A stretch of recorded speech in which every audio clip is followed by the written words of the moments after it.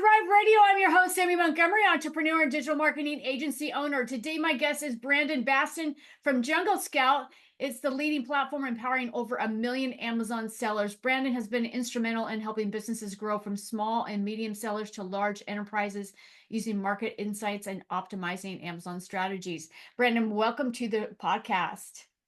Oh, appreciate it. Thank you so much for having me. I'm really excited to get a chance to chat about Jungle Scout and some of what we've been up to lately with you, Amy, and just walk you through some of the ins and outs of where we're going and where we came from. I know you and I talked a little bit about that before, so excited to dive into some of those cool topics. But thank you again so much for having me. I really appreciate it. Yeah, definitely. I think I had Greg Mercer on many years ago. I think we talked to, I think it's been at least 5 years. And back then, the big launch of product on Amazon, FBA was the big thing. And things have so changed. The industry has so changed, and just the competition has changed. And so maybe we can start a little bit on that topic. How has Jungle Scout evolved from really focusing on that small business and medium sellers, and then you now are really focused in the higher enterprise level of businesses? And how has your business transformed over the years? Oh, it's a great starting point. Actually, you mentioned Greg, right? The original created Jungle Scout, and Greg was a seller in Amazon, and he just was frustrated that he didn't have access to any kind of data or insights to try to be a better seller and launch products. And so he created Jungle Scout because he wanted a tool for himself. And then he realized people might like this. Then he made it, let me put a Chrome plugin and people can buy it if they want it. And then it just evolved from there. And so where it started really was a product research tool, which is what we were really known for early on. You're getting into Amazon, especially if you're what they call the dreamer space, right? You're not on Amazon yet, and you really wanted to make your way into that. And back in 2015, as you mentioned, it was a very different Amazon, and it was a different kind of way to walk into it and to get started. And so that's really where we started. And it was really heavily on product development, product research type of focus. And over time, as those early sellers developed as sellers, we kept adding in more tools, supporting their journey. And what happened is we started to transition from just a product research tool to a tool that could help those sellers to continually run their business, look at other pieces of data, and look at more information to be more successful as an Amazon seller, not just launching or researching new products, but maintaining a very effective catalog. So we did that for a number of years, and we were doing really well with that. And then we also realized there's a lot of larger businesses that were really starting to get into Amazon, especially if you think back to 2020, right? There may have been these little things happening in the world at the time that kind of shut everybody down, and e-commerce and really online shopping exploded in a new way that it had never done before. And a lot of traditional large enterprise or global businesses that weren't really actively in the space saw a lot of opportunity there because they were not getting their sales because you and I couldn't go to the store for however many months, depending on where we lived. And then when we went, it was not as frequently. And we went to just get what we wanted, and we weren't spending time shopping around because it was just a really weird time in the world for everybody. And so we noticed that there's a lot of these huge brands that have a lot of the same drive that our smaller sellers had, just on a larger scale. And I think one of the things you and I had talked about maybe early on is the difference is zeros, right? Smaller businesses, they have a smaller catalog or mid-sized business. And when you hit a certain level of zeros after your catalog number, from 50 products to 500 to 5,000 to 50,000 to 500,000, different levels of complication. And so we wanted to create a platform that could deal with that level of information and really understand market dynamics at a brand perspective, not just how's my one product performing, how's my brand doing in this market in the last 90 days? Am I winning market share? Which products drive my market? So that was the thought process, and it led us into our newer platforms of Cobalt, which are really designed for that upmarket, larger business feel. So we still service the smaller and mid-sized market, what we call established sellers, very effectively. We have a platform that's really dialed into that, which is what you've probably been familiar with in the past. And then this enterprise platform has really exploded on the scene and given us a lot of great ways to work with these larger brands to help them win and succeed on Amazon, however they define that, right? Whatever metrics they're chasing, we can try to help them do that. So it's been a continual evolution, and it's obviously not finished, right? You mentioned Amazon is really fluid and it changes fast, and it's not the same, even quarter over quarter. It can be a very different world of what's going on in Amazon. And so our product is evolving with that as things grow and things change. We're trying to stay in step with that as our consumers have different needs, or our clients have different things they're trying to chase or do. And Amazon is doing different things in their setup or their structure or their requirements. And so we're trying to continue to stay in step with that as we go to be the leading industry data provider for Amazon data, very specifically, right? We don't want to play in every part of e-commerce. That's not our game. We want to be the best data provider you can get for Amazon, specifically as part of your larger business picture. Because especially a lot of these large enterprise brands, they're operating in more than just Amazon, right? They're in brick and mortar. They're in Shopify or Instacart or Alibaba or whatever other platform, or they just sell D2C, right, through their own website. So we Yeah. just want to be great at that one thing specifically that we can give them information on to help their business in that very specific laser focused target data set. Yeah. And I just want to say that I use it for my clients, where I'll give you example. Right now, I have a client that is launching in Los Angeles a skincare store, Mhm. brick and mortar. We've got the e-commerce, we're optimizing the e-commerce, we're building out the ecosystem, but we need to know what products are the most popular in her niche that people are buying, what's selling. Obviously, I've gone out there and I've analyzed every competitor and what's working, what ads are doing, all of that. But then Mhm. we also needed data. What are people actively buying? How often are they buying things? What products should we launch? Because she's going to do like a soft launch and do Mhm. some product promos to get traffic in before we go big, because she doesn't want to bring in too much traffic. We have to gauge things to make sure she has enough stock to even handle like a large crowd of people.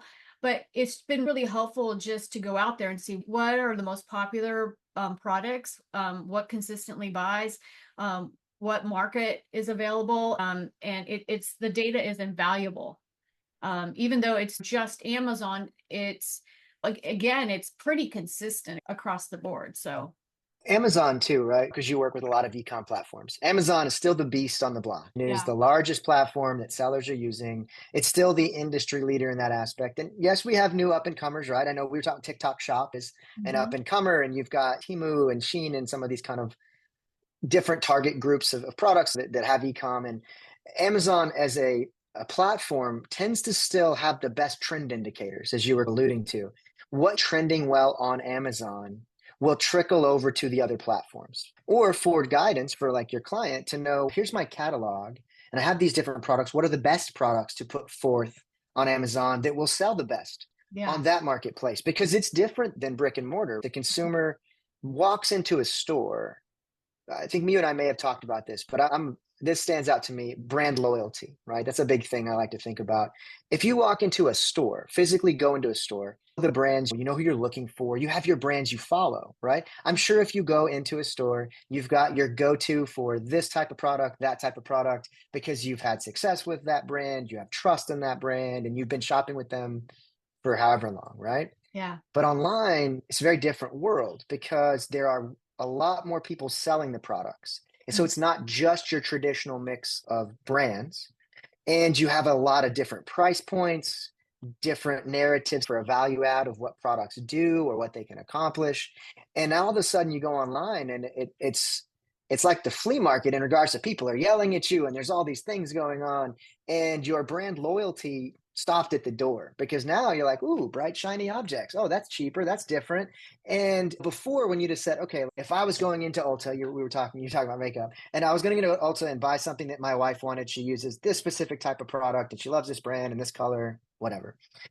If I go online, I might start with that in mind. I'm looking for this type of product in this color, and then I start seeing all these other options that are a different brand. Mhm. And it's really easy to start to meander down that rabbit hole. And as a business, finding that data set that can be insightful to, as you mentioned, what's driving this market within this space. And think Yeah. of it as a space, not just how Amazon breaks things up as a subcategory, because we know that's a mess, right? Products sit all over the place. And sometimes it makes no actual sense why they ended up in a subcategory. Yeah. But sellers and brands can pretty much do what they want and how they want to list their products in a lot of cases. So instead of just looking at everything in a subcategory, we can say specifically in this type of product, in this subcategory, what are the most relevant brands and products based off of my criteria? A certain sales point, a certain velocity of monthly revenue that really is the threshold. I don't need to look at a brand that's not doing X amount of business. They're not my game yet, that kind of thing. And we can take a lot of that data inside of our new Jungle Scout platform, especially Cobalt, and really break it down visually where it's easy to quickly understand what's happening, ingest the information, be able to share it and scale it from a reporting perspective. Especially on these larger brands, they may have multiple team members, multiple teams across multiple continents. They have their US based team, their European team, their Asia Pacific team, and they've got to share that information. So the system gives us the ability to, one, bring it all together in one place, and then two, disseminate it out to the right people in the right way to find those business decisions, like your client, right? Looking for, where do I put my focus? Where do I put my ad spend? How impactful is that? Let me track my performance over time. So we want to bring all that together into the mix. And to me, it's all the different ingredients when you're going to bake something. I've got this in my mind. I was watching a cooking show and this is what I wanted to come up with.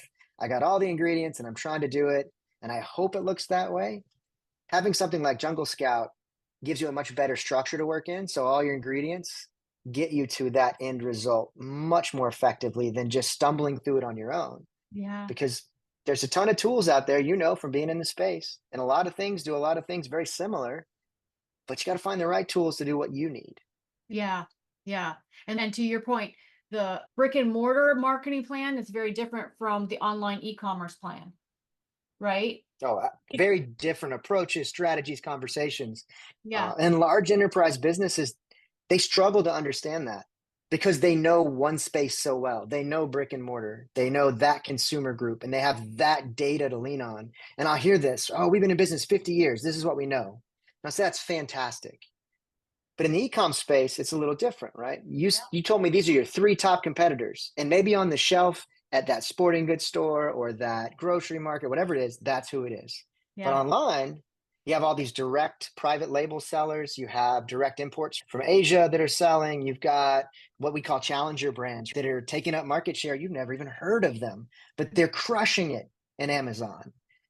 Very different set of variables, and a lot of really well established, very traditional brick and mortar brands, they really struggle just to change gears on that in some Yeah. cases, and they suffer as a business because of it, because they're too rigid in what they used to know, not what they need to flex into now. Yeah. And I think with the online space, it's very easy to feel like nobody's going to the site, feel like it's doing well, feel like it's not doing well. And if you don't look at the data, you don't really know. Right. Yeah, And absolutely. yeah. And again, I think with having Jungle Scout, I remember talking to somebody, I said, okay, your product that you're selling is seasonal. And they're like, it's not seasonal. Said, yes, it is. How do you know? I went into Jungle Scout. That's right. The You data know? told me there's an obvious bell curve of sales here, Yeah. and you should be leaning into that. And the fact that you didn't know that tells me there's opportunity for us to do better right away. There's some things Right. we can work on. Right. And the data doesn't lie. And it's so much easier to veer towards that and make decisions based upon the data the best you can versus what it feels like and what you think, because it's so easy just to make the wrong decision. So, absolutely. Sure. And a lot of times we're making that decision off of really an incomplete data set, right? In a lot of cases, only your information, you see your sales and you say, hey, our team is doing better this year. We're up 8% year over year. So what's fantastic? But what's the market doing? What are your competitors doing? Are you actually growing at a rate they're growing? What if you're up 8% and you've only been focused on your own growth and you think that's great, but the market space you play in has grown by 25% over that same time frame?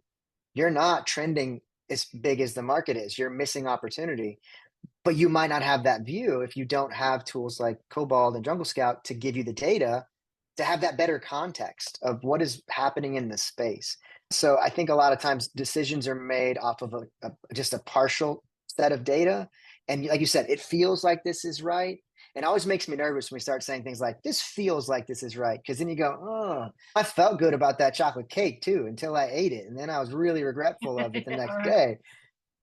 Yeah. But when you start looking at data, you can make better informed decisions. You can actually reduce the time to decisions because it's easier to see what's happening, have that strategic conversation with the right people in your business, and then decide on a course of action and then track that action after the fact. Again, looking at the data. We made these changes. How has that impacted us? Yeah. Do we need to keep on this path or do we need to make more changes? And data driven gets kicked around a lot. I know you hear that a lot, I'm sure. And it seems like such a cliche term now, right? Data driven, everything. It's the buzzword, right? It's Yeah. that data driven this, data driven that. But when you boil it down, the value there is really true. Data driven is what you need to be doing as a business. You can't Yeah. just shoot from the hip. It needs to be well informed and strategic. You need to have a thought process and a plan, and then tools to execute your plan, like a Jungle Scout or someone else on the market if that fits your needs better. Yeah. And the truth is that, especially doing marketing, I'd say 100% of businesses, although they will tell me, oh, yeah, we want data at the beginning, they don't really want to get in the data. They want the cool marketing tactic, when the cool marketing tactic doesn't work for everybody. So you need the data to tell you what's working for you. So, Exactly, exactly. I was and talking to somebody this week in a big global business, and I talked to this gentleman. He said, I was just in a meeting with the rest of the C suite, and they said, we don't want to use face wash as a term anymore. It's tired, it's old. We want to find something new and flashy. And the gentleman I was talking to, I was like, really? So we pull it up in Jungle Scout and was like, let's look at what in Amazon, what is face wash still doing in the market, right? How often do consumers search for it? Is it really tired? Have people stopped using it? And we pulled up this data set and it searched for something like 500,000 times in the last 30 days. And so I said, you need to go back and tell your team, it's not tired, it's just experienced. And people are still using it to search. And you absolutely still want to be in that space and tied and associated to that keyword because, to your point, Amy, that's what your consumers are telling you. It's how they still define your product, it's how they search for it in market. And you want to meet them where they're looking. So if they still consider your product or your products fall in face wash, yeah, you might have been marketing on that for the last 15 years. You know what? That's still where they're looking. So why would you move away from that? yeah, yeah, you just need to I double down mean, on the strategy of competition. exact bright and shiny and new, that's fun. You get like it gets a little pop in sales or something, but it's like running a promotion. It's not long term. You need consistency more than anything in any business, especially Amazon. You're looking for consistency, Yeah. right? We want to maintain our sales, we want to maintain our growth, our presence. We want to be able to stock things in a consistent manner so we don't run into suppression issues or anything like that. And using those keywords that are tried and true and constant and right for your market, that's consistency. And that's where you really want to start from. And what you want to really do, and you mentioned it like with seasonality, when you see something that is a little one off and you can capture it in the moment and leverage it right this minute, great, let's do that. And then we shift back to our core. We still know, like, we're never stopping doing what's our solid base of business, but we want to be open to those other possibilities. And that's something that tools like Jungle Scout also give you the ability to do, is to see where there's other opportunities you might not have realized or recognized because you haven't been looking there before, to realize, wow, I've got a product that could do really good in this space. The top selling product over there, I already manufacture that just in a blue, but the white one sells 5 times as much. It wouldn't be a huge lift for me to change my manufacturing to produce some white ones. I already have my supply chain in place. And maybe I can launch a white variant because I'm seeing so much more consumer drive for it. And now I've increased my catalog. I'm meeting my consumers with what's important to them, like from a color perspective in that case. And then I can continue to grow from there. Yeah. So I got excited. I start talking really fast. That's No, what it's really happens. good. No, it's awesome. I'm just as passionate because I'm in the data as well and doing all the research. And it's so vital in order to succeed online. And we get passionate because so many people don't get it. That Yeah, I'm it like you. I want you to understand it too, so you can have that aha moment and look at this differently. Yeah, that it really is if you're looking for a marketing tactic that is going to work for you every single time, it's the data. um That's fan. You need to coin that. Needs to be like your next LinkedIn post. That yeah. quote right there. Go back to the video later and grab that quote because that's great. And that should be like in your tagline. Every email signature that should become like your tagline. It's in the Should. data. That should be. Should. That's good stuff right there. We talked a little bit about how Greg Mercer, he's moved on and he's on the board. Jay Mhm. Lovelace is now the CEO. How has the vision and strategic direction changed for the company, and where do you see things moving? Yeah. So Greg, CEO, ran Jungle Scout, created it. It was his project, so to speak. He's hit a point, right? He has a couple of kids now, just had his second child recently, and realized, and as a lot of us do in business, right? There's only so much time in the day, only so many places you can spread yourself. And Greg realized that he had done everything he could to start building this business and got it into this really good place. But that to get it to where we wanted to go, he wasn't the right person to steer the ship, right? It's that mentality of what got us here won't get us there.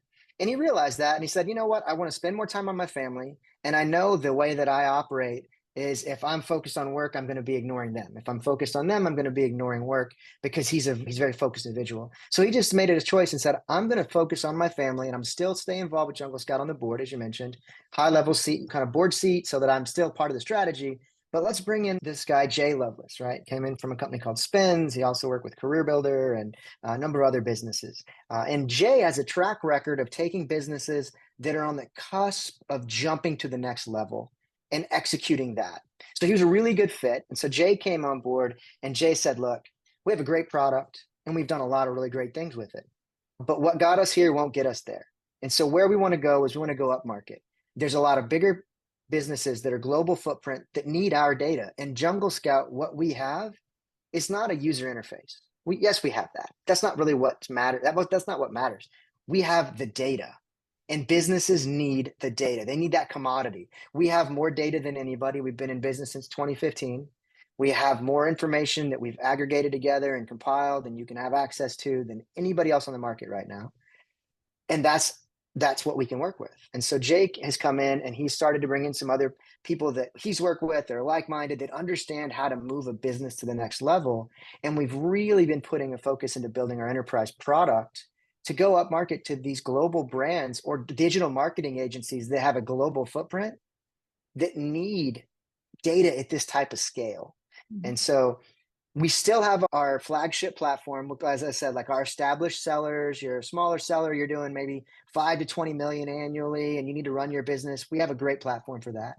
But once you're north of 20 million or once you're north of 500 million, we have a better platform for that in our enterprise platform. And so now we're still serving both needs, but we're putting a focus onto where the potential business can grow and where there's a real need in the market for it. And so as Amazon's changed, there are less new sellers coming into market. So there's not as much of a focus there. The dreamer space, as they say, has slowed down, right? Because it is hard. People just assume, oh, I'm going to sell on Amazon and it works. From experience, that's just not how it works. You have to put a lot of effort in. You got to nose to the grindstone to make it. You can make it, but it takes effort. It can't be just a side project or a side hobby. I know from experience, I ran an Amazon store as a side hobby and it wasn't very successful because I didn't give it its due diligence, right? I learned that the hard way. And so we still can service those established sellers and those ones that want to get started, but we're really focusing on growing a bigger business with bigger client base that have that need for data. So that's where we've evolved to and where we're going moving forward. We're still going to continue to do both, but we're just going to do more of both. I like that. So, what key strategies do you recommend for businesses looking to launch successfully on Amazon? And obviously, that's going to be a little bit different depending on the size, right? Sure, sure. Let's talk about it in two different camps, right? You're new to Amazon or you're just getting started. You have 5 products and you're starting to get some sales and you've got your supply chain worked out and you've got everything starting to line up. Back to your point, right? Data. Track what's going on, track what's happening in your market, look at your competitors in the space, who's getting those daily sales and what that looks like, and use your data and information to get better strategy. Don't just go with what feels good or knee jerks or what's the thing of the moment, right? We get caught up in that. Oh, this is the next thing. Great. But watch the data, follow the trends, and use that to make better informed decisions to grow your business. And I love you mentioned with your client you're working with, they don't want to grow too fast. And I think a lot of people don't understand that concept because they think, I just want to grow my business. Growth for the sake of growth isn't necessarily good because it can put you into problems. So like you mentioned, supply issues. Can we keep up with the demand? Because if our demand explodes and we can't keep up, that's going to be a poor customer experience. They're not going to want to keep coming back if they can never find our product. And Yeah. so you want to grow and you want to grow incrementally with what matches your business and what you can support effectively without losing what makes you and offering the support that's what's gotten you that success in the past, right? So that's one side of it. And It's definitely a doable path. But as I mentioned, if you're just getting into Amazon, just be prepared. It takes some work and it's absolutely worth it. You just have to be strategic and thoughtful in how you do it. And you want to have a plan and you want to partner with folks like Amy or with Jungle Scout that have walked the road, that have people that can give you that support that you need and answer those questions. Because there's a lot of things you're going to run into you just don't know that you don't know if you're new in the space. All right, Yeah. let's look at the other camp, right? You're a large business, you're a global footprint. Maybe you have 20 different brands in your umbrella or under your business, top corporate level, and they're selling on Amazon. How do you grow that? There's still a lot of things we can do. That competitive analysis to understand the space better, better optimization of our catalogs. One of the things that we look at a lot for success is if you're a really big business, that doesn't mean your entire catalog should be on Amazon because chances are not all those are good products. So, like you had mentioned before as well, right? Getting the right product in market. So, do the research to get your best foot forward, your best selling products where they need to be in the market and maybe even phase out some of the ones you currently have in Amazon that are better sellers, D2C or in a brick and mortar space, that just Amazon isn't the best platform. So don't waste effort and time on the products that won't produce for you there. Sell them where it makes sense. And Yeah. so we can really help businesses analyze and understand some of those dynamics in their own portfolio and then in the market as well. And then we can tie that back into how do you now start to optimize? How do you optimize your advertising strategy? Stop wasting money, start targeting better, serving your ad to the right people at the right time to get the click and the conversion. And how do we start now taking that data and helping you strategize with that to improve your performance in your catalog, which will then improve your performance in your market. And you can see all rising tide happens together. So same idea drives back to look at the data, track what you're doing, look to make incremental shifts. The difference is the jump points might be bigger. If you're a small seller, maybe you're looking to increase sales from 1,000 units a month to 2,000 units a month. If you're a large global brand, you might say, we've owned 3% of market. We're looking to own 5% of market. That's a much bigger target, but again, incremental steps based upon where we are in the scale. Yeah. I like that. And to your point, how different products are going to perform differently and also different niches. And I know we'll probably get into this a little bit more later in the podcast. There are some individuals that have business owners that have come to me and they're in a very competitive category. And it's near impossible to stand out unless you create a personal brand and you're the one that is selling that product and it's all about your brand that is selling it versus going on Amazon into a very competitive market, selling what everyone else is selling and competing just based off of ads. And then you end up not making a dime, right? Yes. Yeah. You end up spending a lot and you have nothing really to show for it at the end, for Yeah. sure. Yeah. There's something that ties into that. And I like the idea of, you said, building the brand from a thought process, right?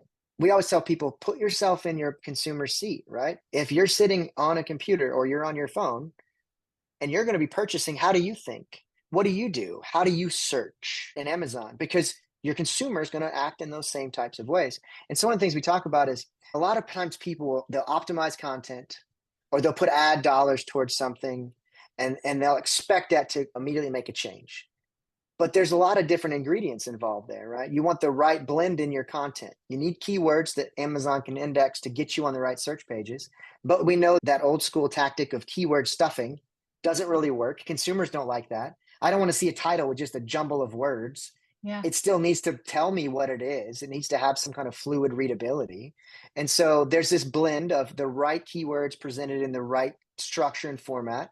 And then your imaging, right? Hero image, very important. And then I'm friends with a guy named John Aspinall from PickFu, and John and I talk about this. He calls it the Bermuda Triangle of Amazon. This is the way it works as a consumer. First, we look at the image, then we look at the title, then we look at the price. And if all three things feel good, we might click on it. Yeah. And that's the first part. We have to get on the right search page so we can get the click. And then here's where a lot of businesses fall off. They figure once I can get you to click on me, we're good. But you and I know from a marketing background, now that you're on the product display page, now you've got to tell your story. You have to have your testimonials. You have to have your video or your A+ content. Your lifestyle images have to resonate. And so we talked about knowing your consumer. your images should, your consumer should look at that and say, oh my God, that's me. That's what I do with my kids or my family. And it should move them through their buying experience. And so many businesses do one or two or three things well, and they completely miss one other thing. Like they have great content, horrible images. Or I see this a lot. They've got great images. They spend a lot of money on images and they get a high click through rate. And then Hmm. their conversion rates are in the toilet because the rest of the page, they have nothing else. They just have the text description, that the generic, here, Amazon gave you a text box, put some wording in it, and they're not telling a story. They're not compelling at all. And then Yeah. they wonder, why don't we get sales? People click on us all the time. You've Yeah. done 85% and you're missing the 15% that's really important. Again, you can use the data as well to help try to find those trends. Where are we missing the mark? We're getting a click, but not a sale. Or the other side of that, we don't get a lot of clicks, but when we do, our sales really, our conversion rates like 75%. We need to go back and adjust our title and our hero image to get more clicks because our product display page tells a good story. People buy that. They put it in their cart, they complete the sale. But where do we identify those drop off points in the consumer journey? And how do we optimize for that? And how do we track that performance over time? All of that is what we do with Jungle Scout and Cobalt to give you that type of insight so that when you're as a business, you go back to your team and you present, this is what we're doing and this is why, and here's the data that's backing up our decision, and here's what we've seen. It's a much better story. And like internally as a Yeah. business, it's much Yeah. easier flow than that uphill battle of, I don't want to change. We've done it this way forever. We're not going to do it any different. Like that can be problematic. Oh, yeah. I've actually had near wrestling matches with clients that refuse to change their product page. And they're like, why isn't it converting? Because there's no transformation. You're not speaking to the problems that you solve. It's all just facts. It's all just, it's made of this and it has this many buttons. You're like, you know what? People really don't care about features. Like they like them and you can have them in there, but they want to know there's these 5 buttons. Cool. They do this for you. Ooh, I like Yeah. that. Yeah. Right? What's the value you're going to give me? There's some product groups where it's not, it's a different level of important, right? If it's products that are high purchase rates, things that are like trash bags or Yeah. cleaning, floor cleaner, those kind of things, you still have you want your right story, but some of that's price and whatnot. There's some different factors for that type of product, but you can still position yourself to be the best of that product, right? With the Yeah. best imaging and the best story. And then in other products, especially higher price point products, that narrative, as you said, that transformation story on the page becomes even more valuable or vital because people are putting more thought into spending that much. People will spend $20 on Amazon all day long. I did it just last night. Bought my wife a Kindle Fire case. She's like, I need a new case. Okay, $20. Boom. Put in the cart, go. Didn't even think twice about it. But if I want to spend $200 or $500 on Amazon, I'm putting a lot more thought, research before I make my purchase. And that product display page now has become so much more valuable to get that sale Yeah. because that's the only opportunity you have, right? They've clicked on you, you have their limited attention, and if they navigate away, you've lost them. And you have no control over that because you can't keep them on your page Yeah. unless you can by keeping them engaged, keeping them interested, showing the value, having them as they continue to scroll down go, wow, I want to know more. That's cool. What's Yeah. next? What else? Yeah. Definitely. So when it comes to the larger businesses that you work with that are doing product research, what insights do you share about marketing dynamics and market trends? Can you talk a little bit more about that and what those reports actually provide them? Yeah, absolutely. So at that enterprise level, especially, and I mentioned this, the focus is much higher. They're not looking at, did I sell more of this product yesterday versus the day before? That type of granularity, because they're usually dealing with much larger product catalogs and much wider scope. And so they're looking at in the last month, how have sales been from a trend perspective, in the last quarter, in the last 6 months. And so we're able to offer, when you put together a competitive segment, as we'd call it in our tool, for what you define, as I mentioned, as the most relevant brands and products for how you're defining your competitive space. We can put together a model data set going back for 24 months. So you can look back for 2 years and know year over year comparisons on this same group of products with these brands in this market, who's trending in what way. What's driving market growth? Is my market actually growing or is my market shrinking? And maybe am I defending what I have as well as I could if the market is slowed down, right? A good example of that is pre 2020, no one knew what a KN95 mask was unless you were in the medical field. If you Mhm. worked at a dentist's office or a doctor's office, you knew what that was. No, all of us normal folks were just like, I don't know, it's just like a face mask. But, go jump to March or April of 2020, that business exploded. Everybody's selling it. It's a massive business. And as the world has shifted, that bubble burst and now it's come back down, though it is at a higher level now. When I look at the market trend versus where it was before, right, as we've been looking at it over time. So now the bench line is higher because people are more aware of it. They use it for more things. It's more common. But we could track that. When did the boom happen? When did the trend shift? Who was leading the wave, right? Who was riding the crest like a surfer and just in the right place and saw the signs, looked at the data and was ready, and who was trailing. And you see them growing like after the fact. They saw, oh no, we're behind a step, and they're playing catch up. And as your industry evolves, like when do we shift back? When do we notice that things are going to start to cool off or move a different way? And how do we go strategize now? What other markets are we tracking? What other products do we sell? Where else might we put our focus in our own business? So we offer really dynamic and flexible ways to view that type of data that's very customizable in the user interface to give you the best visual for your end user or your audience. Because in a lot of these cases, I might be working with a data analyst and we're putting together some kind of a report that's not even for them, it's for their leadership or for the C suite or for a monthly business review. So we want to create a visual that's compelling to the audience, that gives them the information in the best way. Because the data analyst just wants a table with every data point you can come up with. They just want all the information.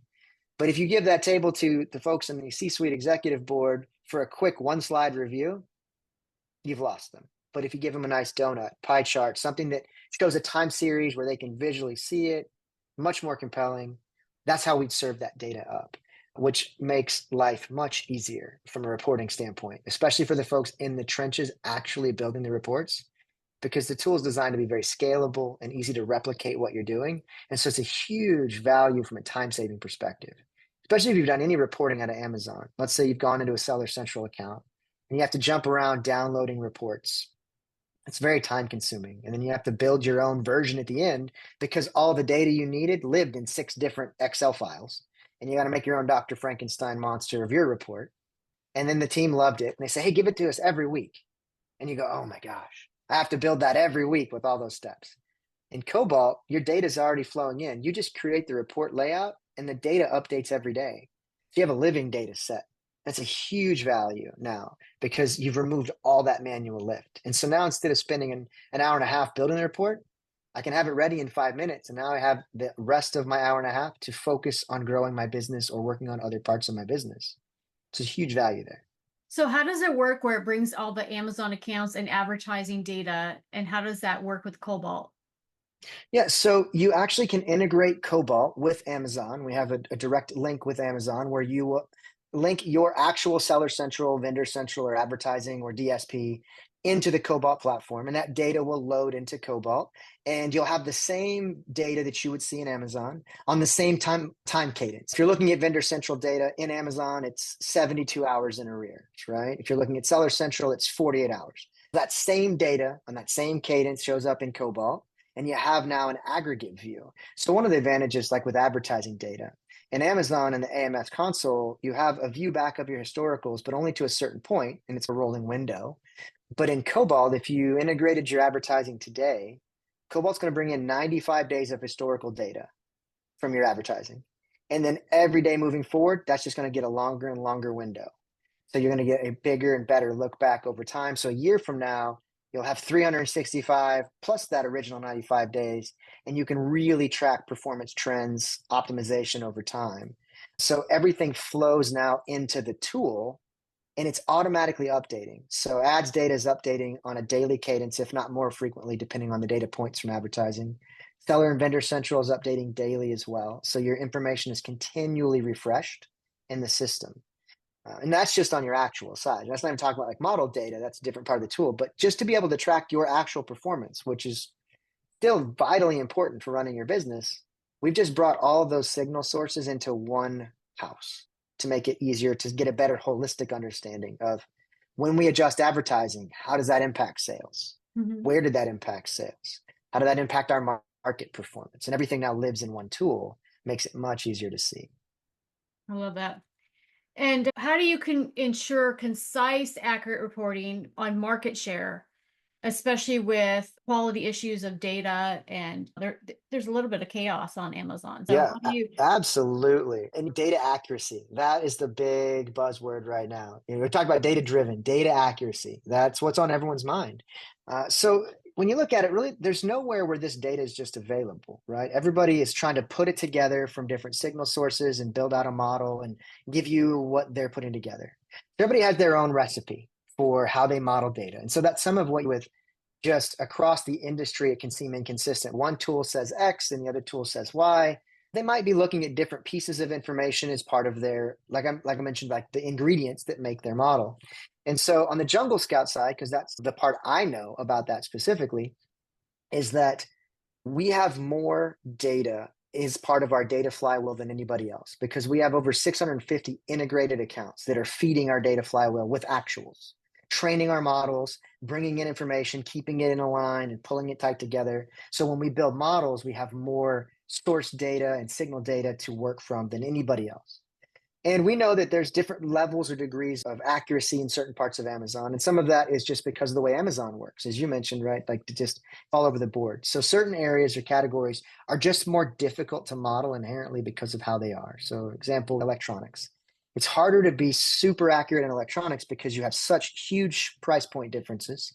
Headphones for $6 up to $500 and all over the place in the middle. And you have all kinds of variants, and then some products are a variant, and then sometimes they're standalone, and then they're part of a variant again, and they're bouncing all over the model.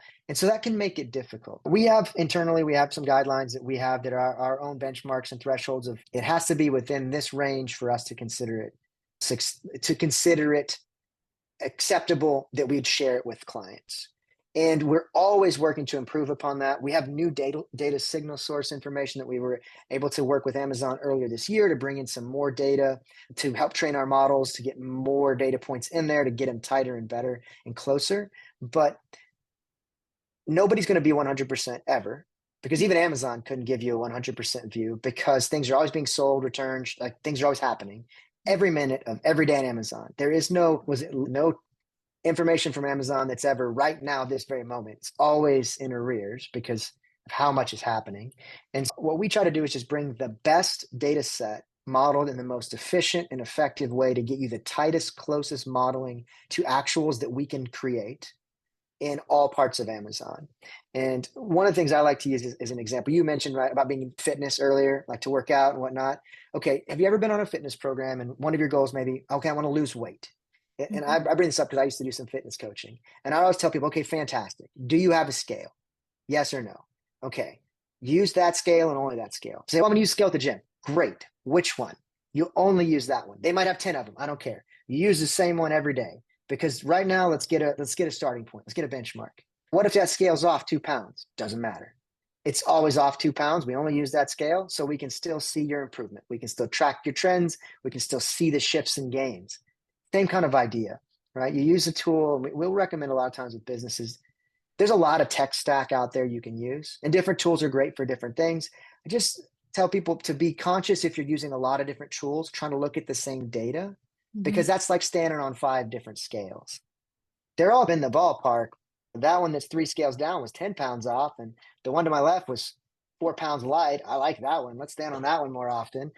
And so you want that consistency. Using Jungle Scout and the way our data modeling works, it gives you the consistency, it gives you the trust to know that the data is modeling the same way all the time, and it's always getting better because Jungle Scout, we never stop working on it. And so I can trust that my trends will just get tighter and closer. And I can trust that when I'm looking at data, I can take that back and make those better informed strategic decisions based off of what I see in market. Yeah. So from your perspective and what you've seen, what would have been the top five best performing products and the five worst, and why do these rankings hold? It fluctuates dependent upon a number of different things, right? Sometimes it's different times of the year. Certain products are going to be more lucrative versus others are more or better performer. What I would recommend is actually our team put out, I wouldn't even look at it necessarily at the product level. I would say, what are the top 5 categories and Mm, top 5 worst categories?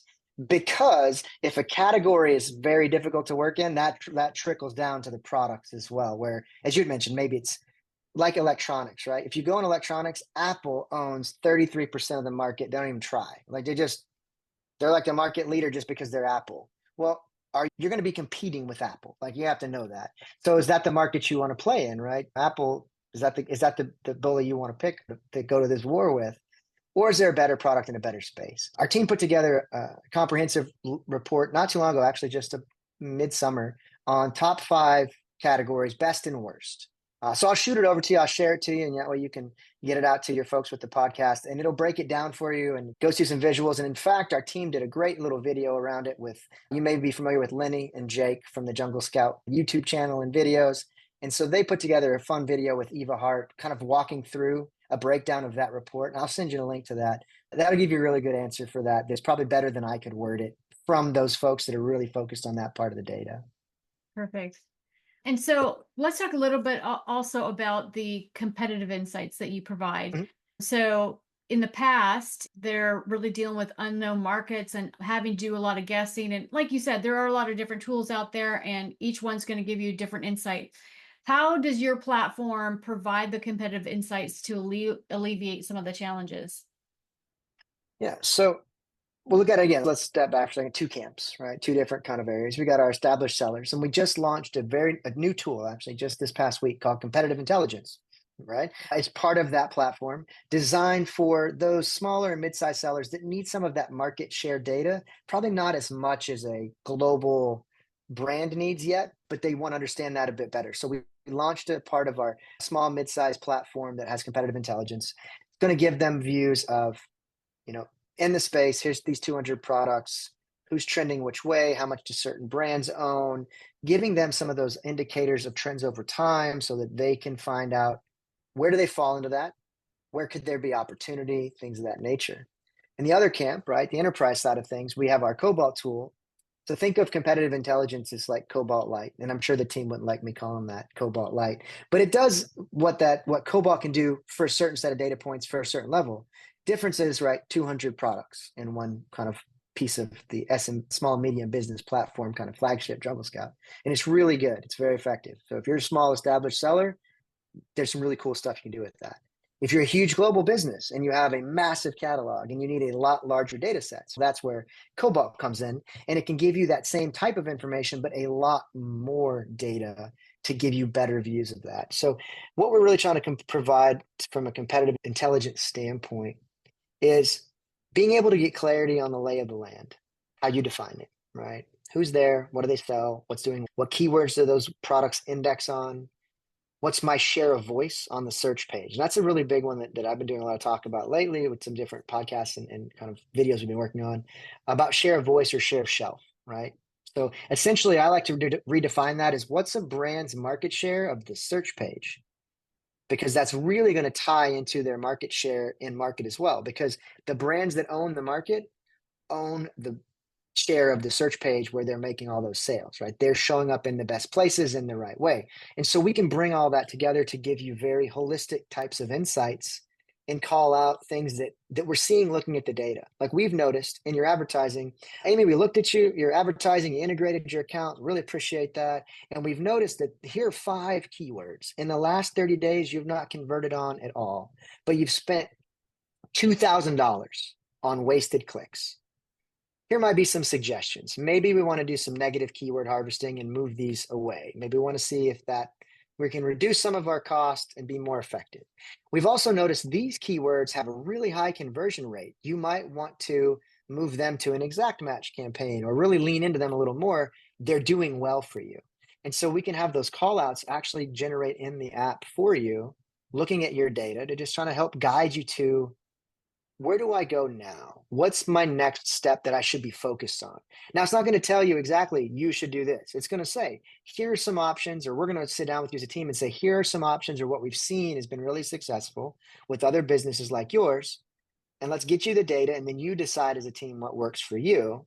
But you walk into that conversation so much better prepared because now you have options and you have starting points and you have data and information to make your judgments and decisions off of, much more so than I have this magic 8 ball and I'm shaking it around and it says this is a good idea, so let's do it. Yeah, it's not the best Amazon strategy. Yeah. So what trends do you see shaping the future of selling on Amazon, and how is Jungle Scout ahead of those trends? Or at least So trying to position themselves ahead of those trends? yeah.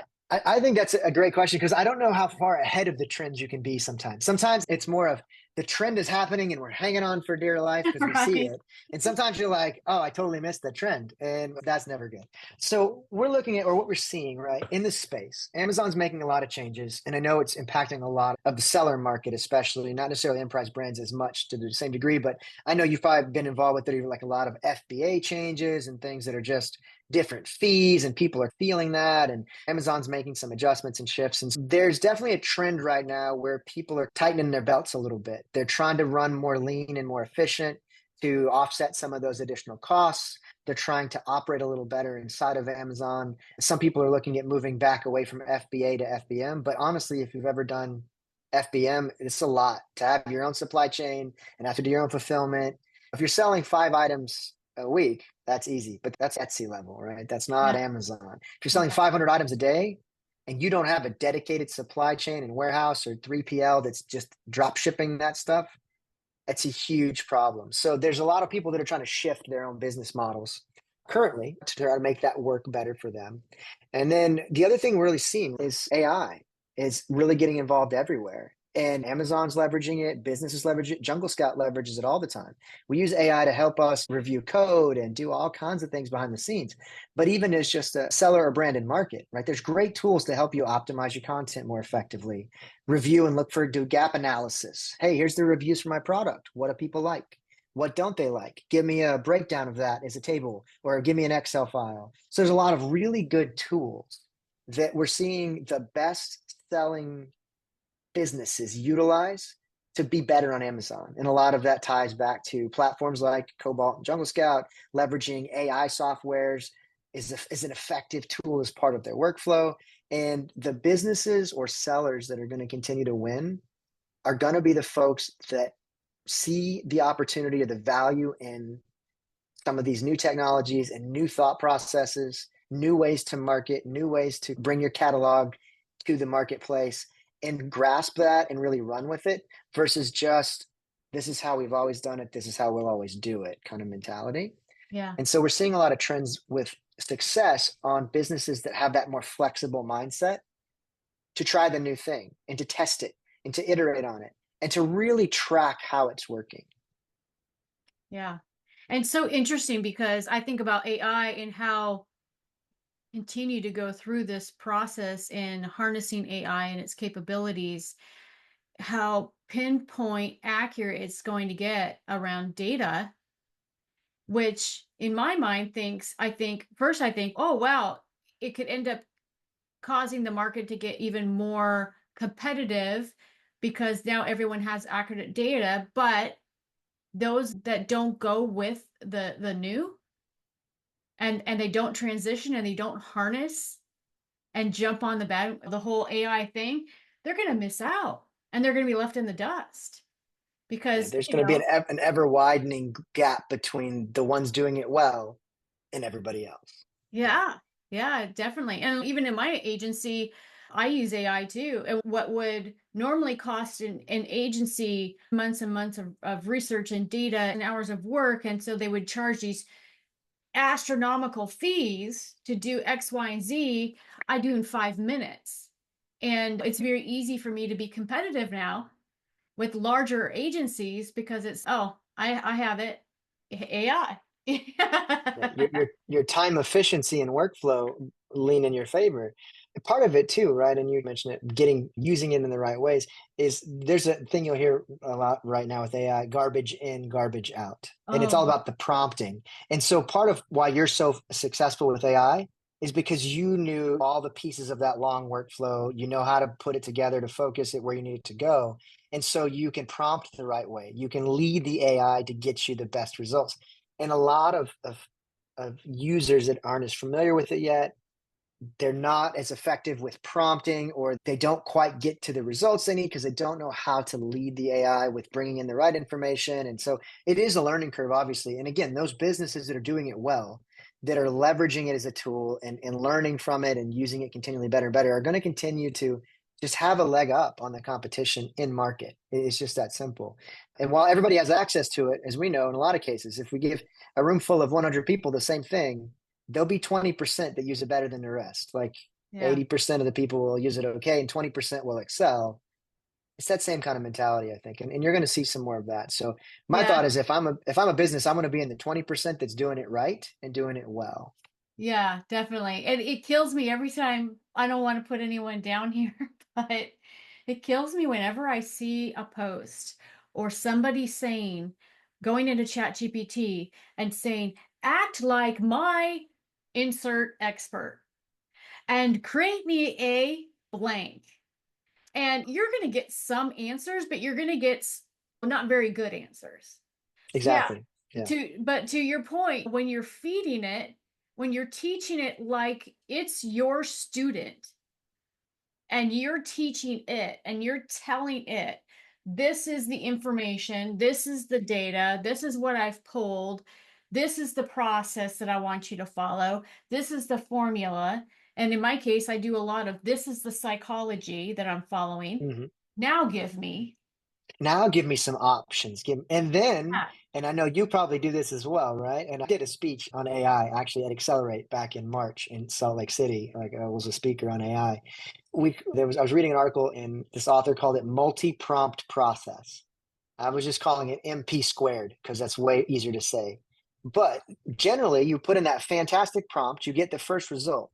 It's usually not the final result, right? And correct me if I'm wrong here, but do you go back and now make some adjustments? Okay, thank you for that. Now I want you to add this, or I want you to take this perspective, or that was really good, but I need you to shorten it to a certain amount of character spaces because maybe it's the title of something. Yeah. And you start using your prompts to refine, and like you said, you're training it down to get the very best version. Yeah, Yeah. multi-prompt process. I'm a big fan of that. Yeah, so multi-prompt process, and it's yeah. Sometimes it thinks it's going to be super smart, and it gives you a different output. I'll use some of the same processes over and over again, and it's like all of a sudden it's changing its feedback to me, and it's like, what did you do? Stop! Give me what you That's gave right. before. And then the other thing is, I have found that there's certain things that it can't replace, and for me, it's because I double down on neuromarketing and the psychology that makes marketing work. It cannot really, it can do things. And nice, if I say make it more emotional, it does it, but it doesn't really understand power words and things that make you feel like it can't do that. Hmm. So I have to go in there and actually modify things to really get results and get people to care about things. Yeah, if somebody were to goes in there and, for example, and does, I have several prompts that I hand people to write their own sales copy. It's going to be decent. It's going to be decent when they do it, but it's not going to really be at the level that it needs to be until you finesse it a little bit. Yeah, there still has to be that human element. It's a tool, right? And as a user, it can help you get to where you need to be, but you still have to be engaged. There's still a part of it, like to your point about the neuroscience piece of this. In this verbiage, that's great, but I need to do a little more in NLP, like with some specific phrasing, or I'm trying to generate I'm trying to elicit a specific response, and I know that this wording leans into that, and maybe the AI has missed the wording, but they've given me a structure to work in. So you still want to give it your touch, I think is a good way to put it. Yeah. But it's a tool, right? It's just to help you get. So the idea would be like, so you don't have to sit down on a blank screen and figure out, okay, I got to put all this together. It's here's a lot of my ideas and what I want to do. Give me a starting point, and now I can work from there and have a much easier workflow because I'm not starting from a blank screen. Yeah, yeah. And it's also great for creating tables. Like I'll do competitor research and then put it in a Word doc. Here's all my competitor research. Put it in a table for me. Yeah, that's right. Or generate an image of this, and it breaks it out in an image for you. Gives you a nice compiled view of a donut or something. Oh, perfect. from Yeah. your data. But again, right, it's just a tool, and how you use it and how you apply it is where the magic is, right? Because Yeah. what you do with it can be very different because everybody's got Chat GPT or Claude or whoever, but we're all using it in a lot of different ways and we're getting a lot of different results, some much better than others. Yeah. Definitely. So, if I want to ask you, what inspired you to be part of this industry, and what keeps you motivated to help businesses unlock their Amazon intelligence? So it's interesting. I didn't start in tech or SaaS or even Amazon early in my career, right? And I actually started my career as a martial arts instructor, and I was a full-time martial arts instructor for 16 years. And I still continue to do martial arts to this day, but I haven't been an active full-time teacher in over a decade. But I really loved teaching. I loved working with people, and then when they got that aha moment, and when it just clicked, and I found a lot of personal fulfillment in that. So when I retired from teaching full time, I went into the freight forwarding industry, and I was doing international logistics, so imports, exports, doing operations. And then I moved from there into training and development inside of the team because that's where I have a passion for training the teams on using the softwares and doing that. And then I also work with the sales team as well, doing some sales enablement. And then I came across this opportunity with Jungle Scout, and what they were looking for was they weren't looking for someone that was an expert in Amazon. They were looking for someone that could come in, take the data, take the platform, and put together a messaging or a training or an onboarding where they could get it in front of a client, walk them through how to use it, where to see the value, and then let them run with it. And so I didn't have the Amazon background when I came to Jungle Scout, but I had the teaching background and I knew how to put together effective onboarding schedules and I knew how to present information to a lot of audiences and how to speak in the right way to match my audience wherever they are, whatever they happen to be.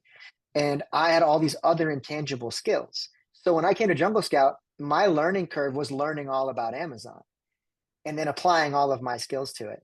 And what brings me back every day is I still have that same love. I love getting on a call with the client and we're talking about data and they go, "Oh my gosh, this is amazing." Or they say, "Check out this cool report I've been building and this is what I was able to share and let's talk about it." And they still have that aha moment, but it's just now in a business realm. But there's still I still see that development. I still see that kind of that path as they move forward, and that is what. It's not the data that gets me excited. I think it's cool, but Yeah. it's just a vehicle that I'm using. Just like when I was teaching martial arts, I was teaching people how to live a better life, how to be healthy, how to have a better mentality, a better outlook on themselves and the world around them, and how to approach situations and how to deal with stress. And then we use kicking and punching and forms and self defense to teach you all of those life skills. That was just a vehicle that we use. So nowadays, the vehicle that I use to help people better themselves in their business is Jungle Scout and Jungle Scout data. But that's just a vehicle, right? That's not Yeah. really what moves me. That's just the thing I use that really resonates for what I do. I love that. And if you were able to give yourself one piece of advice when you first started out on your journey, what would it be? It would be patience. Eat the elephant one bite at a time. Because when I dove into this, you've been involved with Amazon ecom. There's a lot to just know and learn and understand and immerse yourself in. And it was very overwhelming at first. I was like, oh my gosh, I might have dove in the deep end without looking. And it was very overwhelming. And I did fine with it. But looking back, if I went back to myself, listen, one thing at a time, and each thing will build on the next thing. And that's what I saw over time very pretty quickly. But if I could have known that maybe 6 weeks sooner, I feel like it would have made life so much easier at the beginning of my Amazon journey. But if I were to offer advice to anybody, it's that same advice, right? Be patient with yourself, focus on what's important, one step at a time, eat the elephant one bite at a time. Each thing comes next, then the next. And pretty soon you look back and you're so much farther along than you even realized because you're just going one step at a time, right? As long as we're moving forward, we're good. And we just want to Yeah. be moving back, right? Yeah. Yeah. When I started my Amazon, the whole Amazon journey, I started it because I spent 7 years with Amazon as a client. Mm, And I quite literally had to solve Jeff Bezos' problems for a living. And what I mean by that, my boss had come to me one day, said, "Amy, go find Jeff Bezos' problems, solve them, put them in marketing materials so I can go talk to him." And I would do the client service plans and I would have to, eat, drink, sleep Amazon. everything Amazon, all of their categories, all of the new products, the internal workings of the business, what Jeff Bezos was saying, and actually quite literally go out and figure out what are his problems, how am I going to solve his problems? And I'd find the solutions and then we would present. Yeah, so they were one of our clients. And so when I learned enough that when I left and I started getting into the Amazon stuff, and it was a little bit frustrating for me because I saw everything from Jeff Bezos' perspective and how he wanted things to go and how Yeah. people actually broke the process to make money.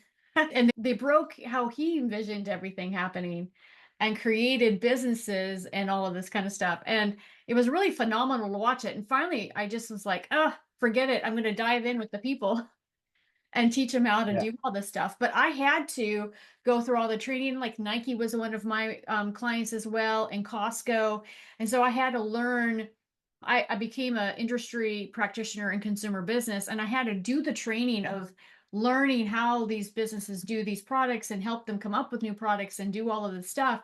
And so I had all of that knowledge and understanding of how it all worked. And so when I finally got onto YouTube and I started to teach people how to do private label, it was because I had been behind the scenes helping these large Fortune 50 companies actually do it and then having to know everything about Amazon. And so then the actual just, shipping stuff in and the tactical things were the easy part, right?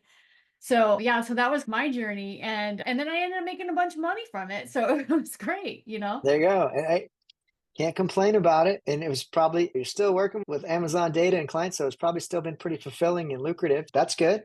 Yeah, and it seems I took that term, that the whole process. I actually ended up in my first product-based business. I made over $5 million. I like in revenue. I sold over $5 million. And then I launched my own e-commerce store. And that I did on TikTok. I made over $10,000 in 1 week. I already had an Amazon store for years. And then when I launched my agency, I started to get more and more e-commerce businesses coming to me. And because I understood Amazon, I've done it myself, I knew all the stuff and then had this big long background. It just made sense, right? And then now doing influencer marketing and having people, I get like 15 to 30 requests every single day for me to promote products. And it's a lot, right? So it just made sense. It's like, why am I fighting this? Sure. Karma keeps bringing this right in front of me. I think Yeah, I should take a look at this, but that's great. yeah, And to your point, right? You had all the skills that not necessarily that were intentional, but you brought all the skills together to realize I can apply this to this thing and I yeah, can do really well with it. And that's how I look at it with what I do with Jungle Scout. I have a very specific role. I do very specific things. I don't write code. I don't work on the product behind the scenes. It's not my wheelhouse. Very specific thing that I do, and I do it really well.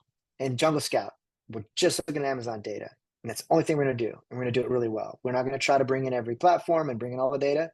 We just want to offer Amazon data. And we're going to do it really well. And then when we go to business and you say, oh, this business does this really well and they need Amazon data, work with Jungle Scout, bring our data in, and just we'll do our thing really well. We'll hone our skill set and we'll be really effective with it. So I think your success story is probably resonates with a lot of people because that's, I think as we get farther on in life in our career, usually not like right out in our 20s, we just don't know what we don't know yet. We think we yeah, know everything. But later on, through your 30s, through your 40s, you see the development of I'm collecting and I'm honing all these skills and I'm bringing them together in unique ways that may take you down career paths you never even expected. yeah, Like for you and I was a martial arts instructor. I loved it. I would not have seen myself working at a tech company 15 years down the road, but yet here I am. I'm really successful, and a lot of that's because of what I learned in 30 years of martial arts. So yeah, yeah. You just have to succeed in one area, I don't have to be right? good at everything. I'm just going to be good in my thing, Yeah, right? yeah, But yeah, okay, so have you been watching the Olympics? Right, the Olympics have been on. It's been a big thing. There was the gentleman they brought in on the gymnastics team, U.S. team, does pommel horse. All he does. He was a gymnast, wasn't really good at most of the stuff, but pommel horse, he was good at it. And he was like, you know what? I'm gonna make this my thing.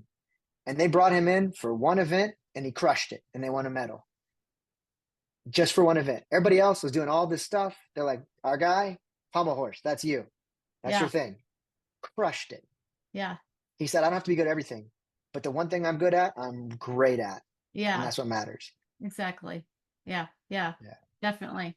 If there are individuals that would love to start with Jungle Scout, would love to contact you and get started, what's the best way to reach you?